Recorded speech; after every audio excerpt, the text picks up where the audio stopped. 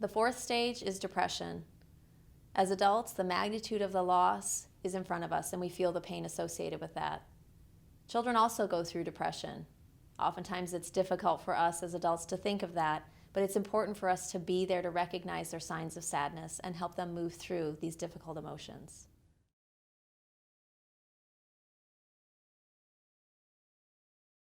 Some of the symptoms of depression include sleeping too little or sleeping too much, withdrawal from family and friends, irritability, excessive crying, difficulty concentrating.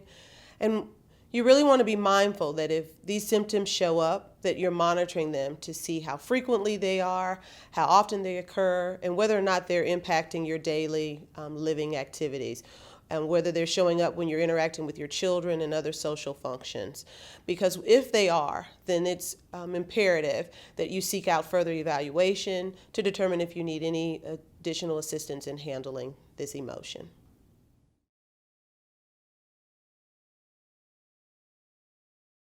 What you often see in younger children is often regressive behavior. Emotionally, you may have a kid that's now 4 years old, and all of a sudden they're throwing more temper tantrums. They were more autonomous in their behavior, and now they're more clingy and crying. And you may see younger kids who very seldomly needed to be held or put to bed or a story read to. Now you have them not wanting to sleep with the light off. These type things are good signs of distress. Now, are they signs of clinical depression to a point where we need to seek counseling? Really depends on the longevity of those behaviors. As we get older, we look at our latent stage children, children who now should be able to become industrious and take on challenges, but with their own initiative. Now they're asking for more permission. They don't want to leave home to go off to school because they're unsure what's going to happen at home. They're unsure how mom's going to feel or dad's going to feel, so they want to stay at home. And so what we see, kids who become more depressed, they don't want to leave home. They become more anxious. They don't sleep as well, so they may be more tired during the day. So often we can say if we have a child who isn't sleeping, we may have an anxious child. A child who's sleeping too much, we may have a depressed child. So we need to be able to look out for those signs and symptoms.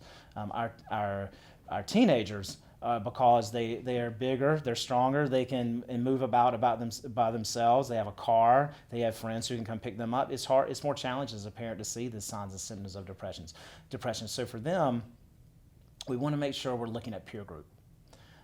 And lifestyle changes. So for example, if I used to have one peer group and now I no longer want to participate in activities with them and I'm hanging out with another peer group, that could be a sign or a symptom of a significant change. Of course, across the board, schoolwork is an issue. If a kid's no longer wanting to go to school, their school grades are dropping as a result, they're not getting along with the teachers very well, you may see your kids wind up in the principal's office. These type things are signs and symptoms of depression.